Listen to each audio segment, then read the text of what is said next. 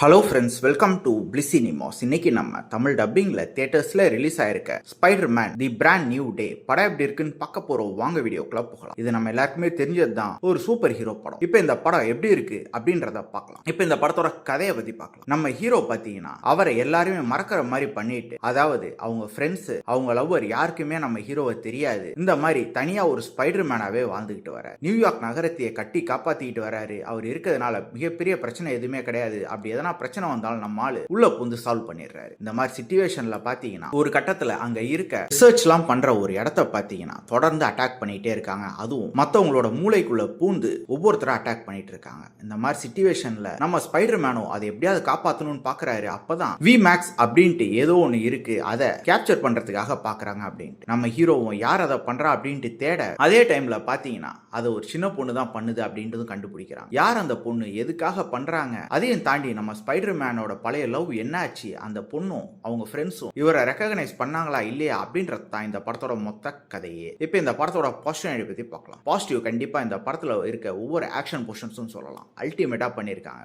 குறிப்பா ஆரம்பத்துல வர ஒரு ஆக்ஷன் போர்ஷன்ஸா இருக்கட்டும், ஹல்க் வர ஆக்ஷன் போர்ஷன்ஸா இருக்கட்டும், அதே மாதிரி டுவர்ட்ஸ் தி கிளைமேக்ஸ் சைனீஸ் பீப்புளோட நம்ம ஆள் போடுற ஆக்ஷன் போர்ஷன்ஸா இருக்கட்டும், அல்டிமேட்டா இருந்ததுன்னே சொல்லலாம். அதையும் தாண்டி டெக்னிக்கலி இந்த படம் மிக சவுண்டான ஒரு படம். அதுக்கேற்ற மாதிரி சினிமோட்டோகிராஃபி கலர்ஃபுல்லா காமிச்சிருக்காங்க நியூயார்க்கே.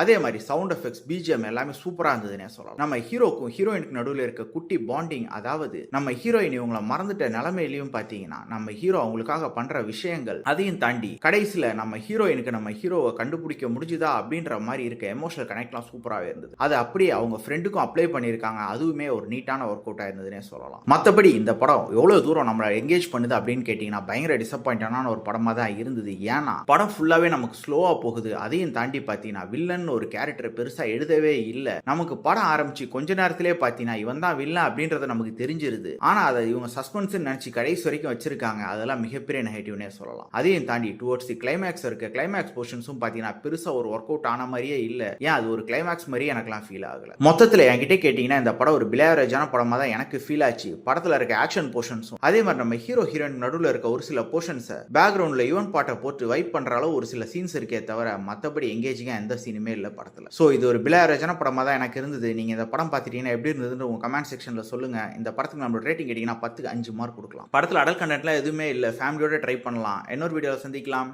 தேங்க்யூ.